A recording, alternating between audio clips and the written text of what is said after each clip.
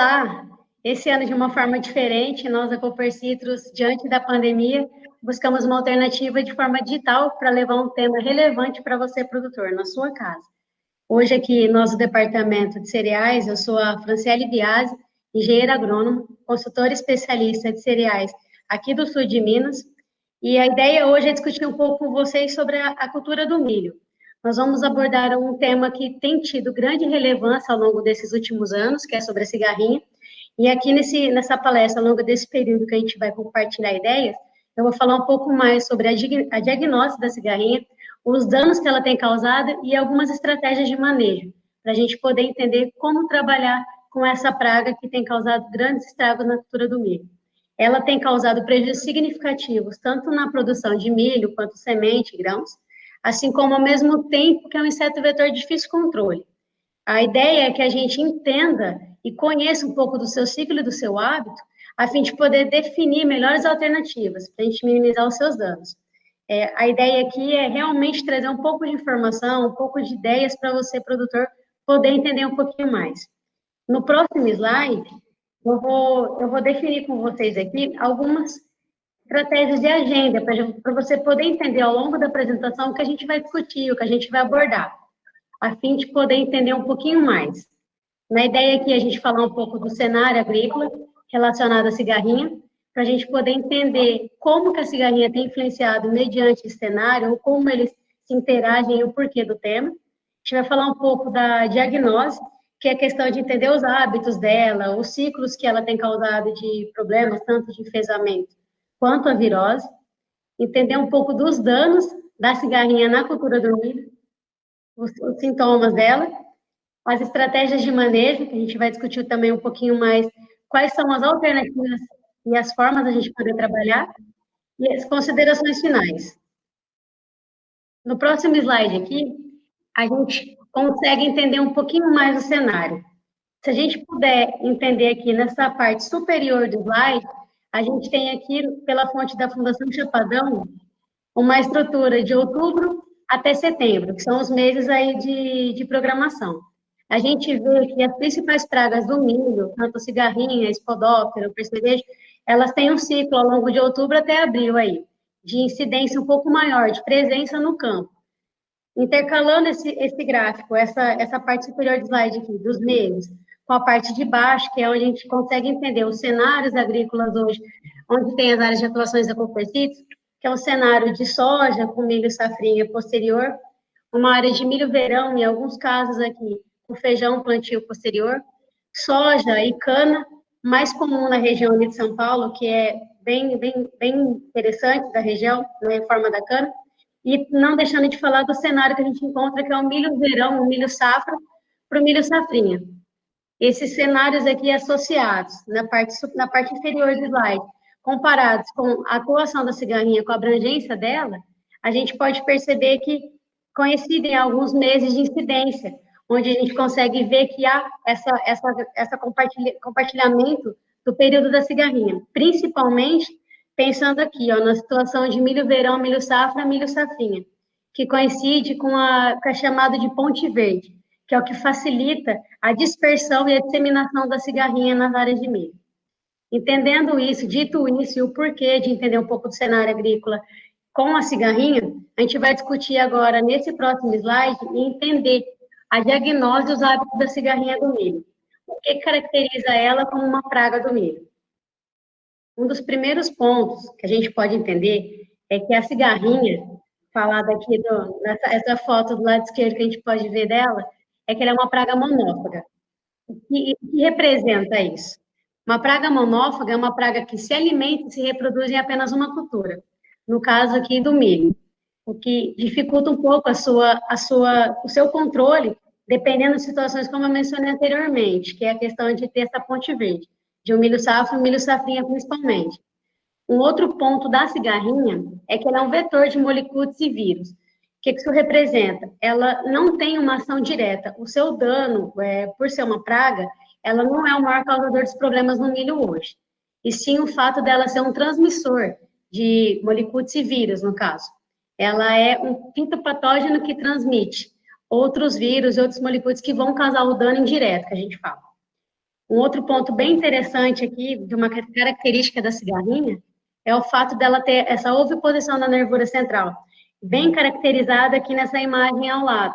A gente pode ver que ela tende a ficar em um processo de repouso quando ela está ovipositando, e normalmente na nervura central, que é o lugar que a gente mais vai encontrar a cigarrinha. A gente pode observar que ela faz a postura dela na epiderme inferior, o que até dificulta bastante o seu manejo. Então, se a gente quiser fazer um monitoramento, quiser observar a cigarrinha em repouso, provavelmente a gente vai encontrar ela dentro do cartucho, dentro da nervura, tá? Assim como as ninfas dela também costumam ficar lá. Um outro ponto bastante relevante de entender o ciclo da cigarrinha é essa questão da migração dela, de plantas mais velhas para plantas mais novas. É um hábito bastante comum dela, ela tem essa preferência por plantas mais jovens. Outro ponto é essa questão da reposição muito sensível à temperatura. Ela, como uma praga, ela é facilmente alterada a sua reprodução, a sua transmissão perante a temperatura. Temperaturas ambientes, noturnas, maiores que 17, 20 graus, se consideram como temperaturas ótimas para ela de reprodução e transmissão. Então, isso é um ponto para a gente se atentar, talvez em períodos de plantio, pensar na questão da climática, a questão de temperatura, pensando numa área de maior incidência dela. E um ponto que eu tenho considerado um dos hábitos mais importantes da gente poder entender, que é a questão de que o enfesamento e a virose, que são os danos indiretos à cigarrinha, eles manifestam-se tardiamente no milho. Então, para a gente poder entender a questão aqui, fazer um controle, um manejo da cigarrinha tardiamente é algo que a gente não recomenda, porque você já vai ter perdido o time, vai ter perdido o momento certo de controle da mesma. O que a gente pode perceber no próximo slide aqui é que depois de discutir os hábitos dela, de entender um pouco mais como que ela trabalha, a gente vai entender como que funciona o ciclo do enfesamento dos molicutes da cigarrinha. Eu costumo falar que é muito fácil a gente entender a cigarrinha ou o ciclo de enfesamento associado com a dengue, que é algo do nosso cotidiano. Se a gente puder entender, a cigarrinha funciona do mesmo jeito que o mosquito da dengue, que é o Aedes aegypti. Ele é um vetor que ele vai na picada de prova dele, de uma pessoa doente, no caso, ele vai contrair o vírus da dengue e ao contaminar uma ou outra, fazer uma outra picada, ele continua com o ciclo. Então, a cigarrinha não é diferente disso, não.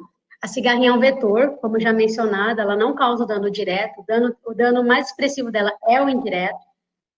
Ela vai fazer uma picada de prova, ela vai, no momento da sucção da seiva, do floema, que é o vaso da planta, no caso, ela vai se contaminar com esses molicutes e vírus, e ao transmitir, ou fazer uma nova picada de prova numa planta, que seja planta sadia ou doente, ela mantém esse ciclo. Então, a gente pode observar aqui que é um ciclo que mantém de uma planta doente, uma planta sadia, e ela vai transmitindo por contaminação.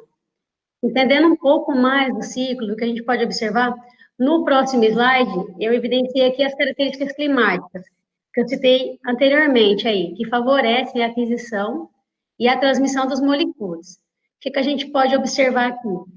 Que uma temperatura ambiente alta, maior que 17 graus à noite, e maior que 27 graus ao longo do dia, eles favorecem essa aquisição e a transmissão dos molicutes, além da umidade relativa alta.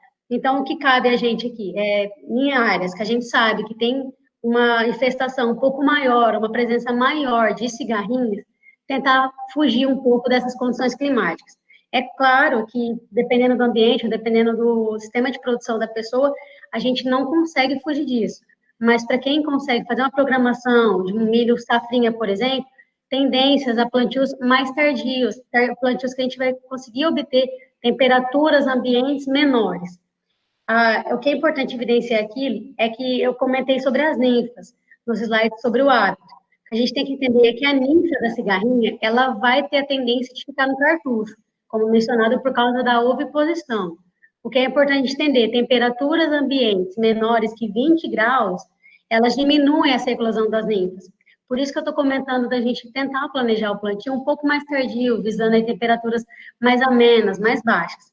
Essa foto aqui, ó, no canto inferior aqui desse nosso slide, ele mostra a cigarrinha na seiva. Como que funciona o processo e onde os molicutes ficam alojados. A gente pode observar aqui Ao fazer a sucção, ao se alimentar do milho, a cigarrinha ela vai sugar ou fazer a sucção do floema, dos feixes vasculares das plantas. E lá, se a planta estiver doente, ela acaba adquirindo, da mesma forma que fica localizada aqui nas glândulas salivares. É importante que esse processo é um ciclo, realmente. Uma cigarrinha, ela pode chegar na sua lavoura e ela pode não estar infectada com molicúdios, mas ao ela fazer a sua alimentação, ela acaba contraindo de uma planta doente, no caso, se tiver. Que a gente aqui, depois de falar do ciclo de enfesamento, de entender um pouco como que funciona a contração, no caso desse molicute, que na verdade, explicando um pouquinho para vocês, o molicute não é um vírus, tá? O molicute pertence ao reino das bactérias, mas é uma bactéria unicelular, uma bactéria diferente. Ela não tem parede celular. Então, assim, eu mencionei um pouco da dengue para vocês entenderem, mas ela não é um vírus. Ela é um molicute do reino das bactérias. Então, a gente tem aqui o enfesamento pálido e o enfesamento vermelho, que são os dois tipos de enfesamento que a gente pode encontrar hoje no milho, tá? Transmitido pela cigarrinha. Qual que é a diferença dos dois? O enfesamento pálido é transmitido por um espiroplasma, é um molicute espiroplasma. O enfesamento vermelho é um molicute fitoplasma. A gente pode ver que a diferença dos dois é nítida, visual. A gente pode observar que realmente o enfesamento pálido, ele torna a planta uma planta pálida, uma planta com estrias cloróticas bem opacas, então é bem perceptível. E o vermelho, ele torna a planta, a característica dele são folhas, tanto as folhas do bacheiro quanto as folhas mais novas, com essa coloração mais avermelhada, com essa necrose nas bordas das folhas. Então, isso é bem característico, como a gente pode ver aqui nessa foto do lado direito, para poder entender um pouco mais das diferenças.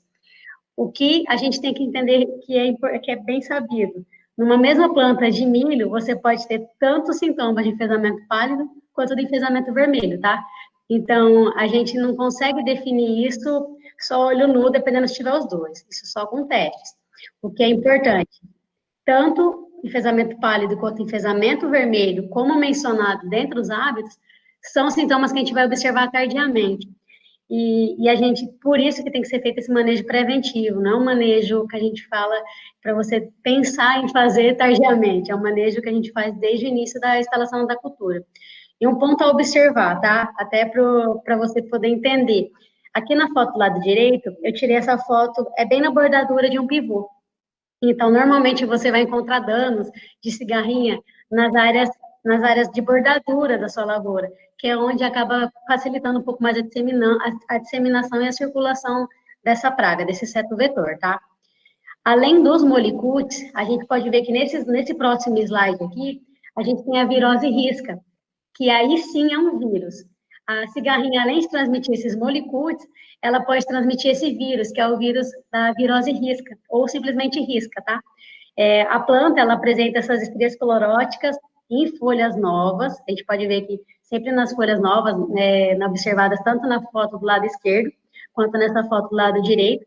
Aqui na foto do lado direito, a gente vê duas plantas, uma lado a lado.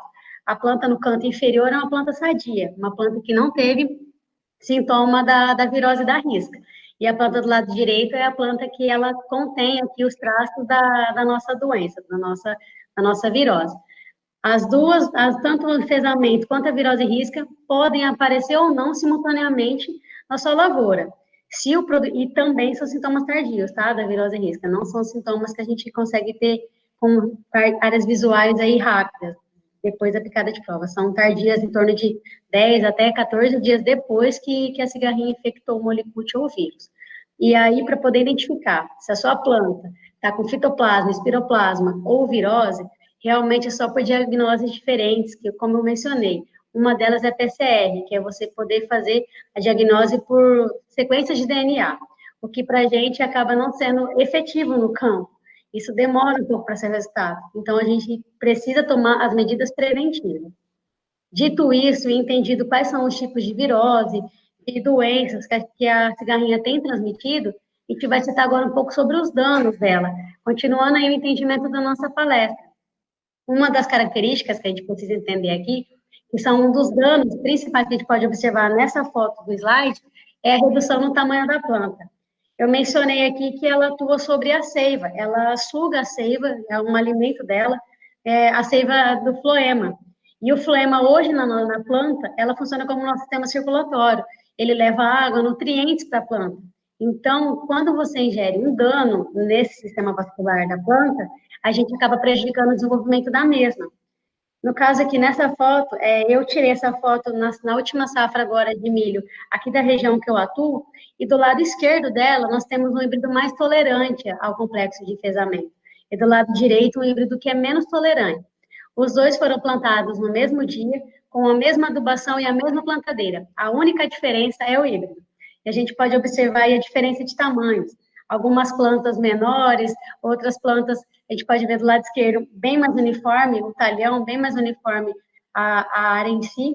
Então, é um ponto bastante relevante, é um dano bem expressivo da cigarrinha. Outro dano que a gente pode observar aqui nesse slide, no próximo slide, é a questão das espigas deformadas e com poucos grãos. Qual que é o problema?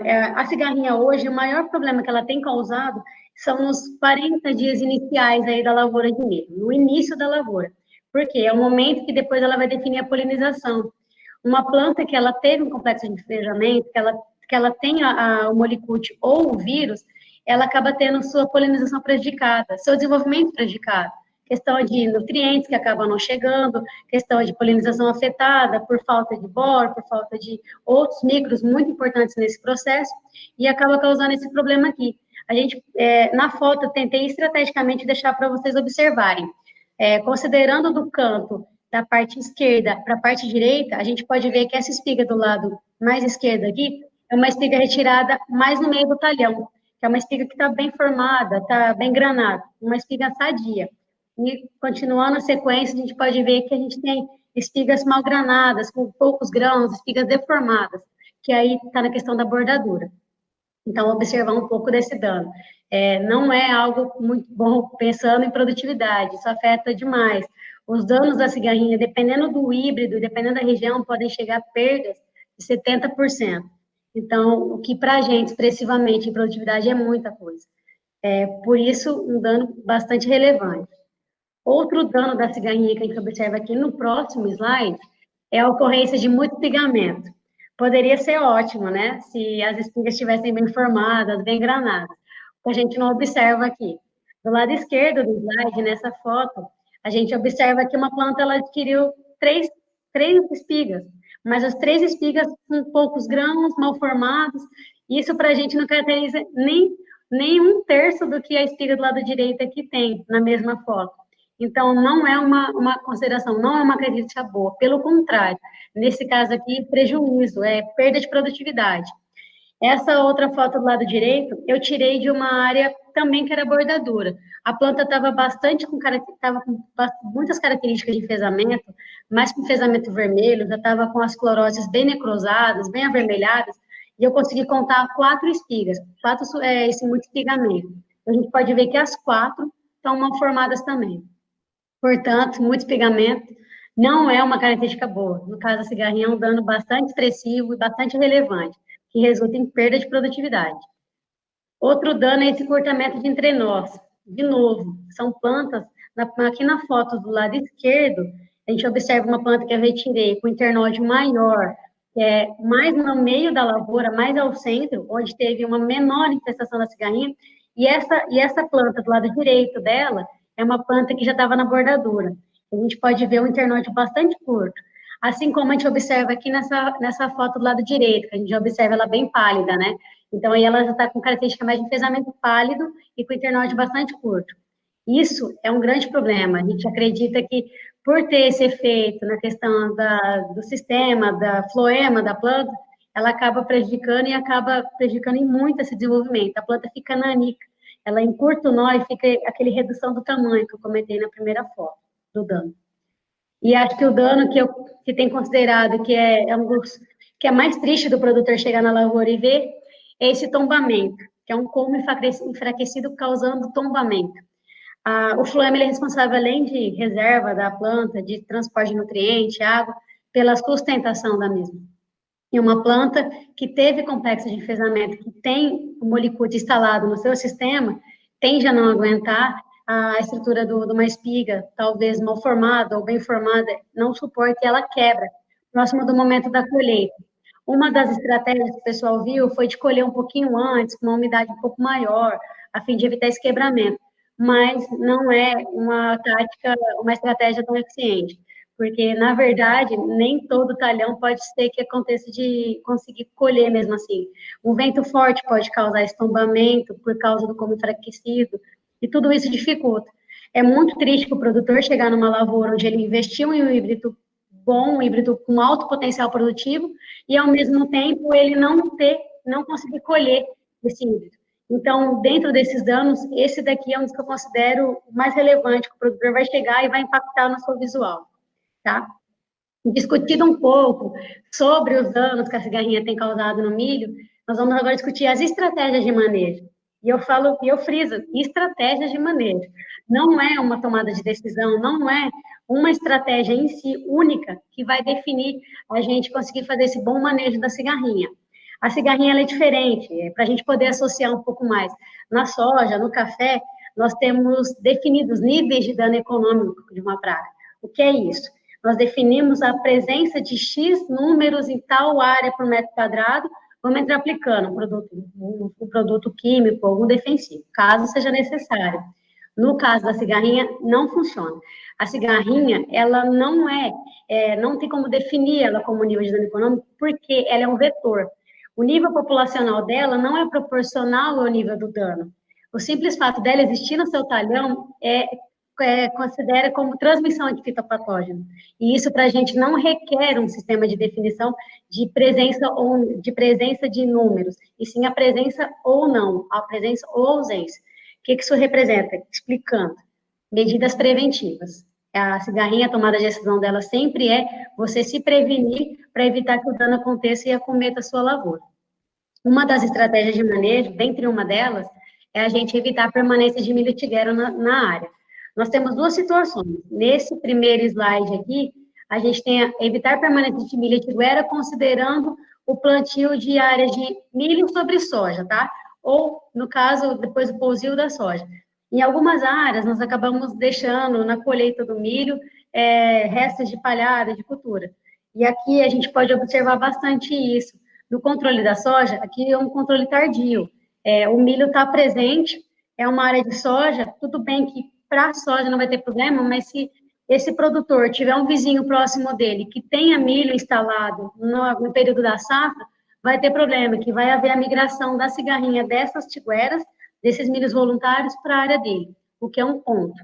Então, soja de milho, evitar a permanência de milho, tentar fazer um controle antes, um controle mais preventivo, um controle inicial, tá? No outro slide, a gente já vê uma outra situação, um outro cenário, que é bastante caracterizado pela ponte verde, que eu comentei no começo da nossa apresentação, que é esse plantio do milho safrinha, do milho em cima do milho verão, numa mesma área. Qual é o ponto? Na foto aqui do lado esquerdo, nós temos uma planta originada de semente, que é uma planta originada de um híbrido comprado. A gente pode ver que ela tem um colmo mais vigoroso, ela tem um maior vigor, e a gente pode ver que o nível de infestação de pragas dela é bem melhor do que a gente observa do lado direito da foto, que são plantas originadas de espiga remanescente da colheita. No processo da colheita, acabam tendo as perdas, acabam ficando espigas com palhada ou com problemas de colheita acabam sobrando. E essas espigas originam milho. Esse milho acaba sendo uma ponte para a cigarrinha, uma ponte para lagarto do cartucho, entre outras pragas. Por isso, pessoal, tentar manejar, tentar evitar essa permanência de milho tiguera. É muito importante e é bastante relevante que faça esse controle. Uma outra estratégia de manejo que a gente pode observar aqui nesse próximo slide, que é utilizar híbridos com resistência genética. Essa mesma foto eu usei para citar aquele momento lá, de um dos principais anos. E eu reutilizo ela aqui, gente. É o milho tolerante do lado esquerdo e o milho suscetível. Olha a diferença de você utilizar um milho do complexo, um milho mais resistente a esse complexo de enfesamento. No próximo slide, eu citei aqui dos nossos parceiros, das empresas, quais são os híbridos que eles têm recomendado ao complexo de enfesamento. Nossos principais parceiros aqui, a Pioneer, Singenta, Brevante, a Decalbe, a Grosseries e Biomatrix. Temos alguns destaques aqui de alguns híbridos. Qualquer dúvida que tenham sobre o posicionamento deles, nós ficamos à disposição, assim como o consultor que os atende, tá? Mas esses daqui são os principais híbridos recomendados pelas próprias empresas, tá bom? No próximo slide, a gente pode ver uma outra estratégia, que é a questão de sincronizar plantio de talhões próximos, para que não haja migração da cigarrinha. Essa foto que eu também tirei é de um mesmo produtor, aqui na região que eu atendo, e ele tem, do lado esquerdo, um milho com 28 dias de nascido, de emergência, e do lado direito, um milho de 50 dias. No mesmo talhão, nada separa os dois, apenas um carreador. Se tiver enfesamento do lado direito, aqui nessa foto, com certeza a cigarrinha vai levar para o lado esquerdo, que é essa preferência dela de migrar de áreas mais velhas para áreas mais novas. Por isso que eu falei de entender um pouco mais sobre o hábito dela. No próximo slide aqui, não menos importante, uma outra estratégia é a questão de utilizar sementes tratadas para minimizar os danos iniciais. Com tudo falado, eu acredito que sementes tratadas hoje é uma grande estratégia para você poder ter uma proteção desde o início para a sua lavoura. A gente entende aí que hoje o residual médio é de 15 a 20 dias após a emergência da planta. Em torno de 2 semanas, vamos falar aí. Então, pelo menos você tem uma segurança. A gente fala que é o seguro que o produtor está, pelo menos, investindo dentro do começo dele. A Copercitos hoje tem várias parceiras na questão de semente de milho, como citado anteriormente. E dentre as linhas, nós temos o Poncho, que vem do tratamento industrial, que é um tratamento industrial oferecido pela Pioneer, Brevante, Agroceres, Decalb, Biomatrix, e o Cruiser pela Singenta. Só que além de ter o tratamento TSI, se o produtor não quiser um tratamento com TSI, é um tratamento on-farm. Então, nós temos alternativas. Cabe a você tentar definir o que é melhor para a sua propriedade. Consulte sempre o consultor técnico no momento da tomada de decisão de compra de milho. No outro slide, a gente percebe aqui que, além da pulverização, do tratamento de semente, nós temos que fazer o monitoramento da parte aérea, tá bom? Que é acompanhamento aí no monitoramento nos 40 dias iniciais da lavoura, principalmente até o pendoamento. Então, nós temos 24 produtos registrados, entre teste e pulverização. Ficar atento a isso e ficar atento a esse monitoramento desde o início. As estratégias aqui no próximo slide, alguns produtos registrados. Complementando aqui, eu só acrescentei o controle biológico, que tem aumentado muito, tem procurado muito a sua demanda. Mas é um ponto.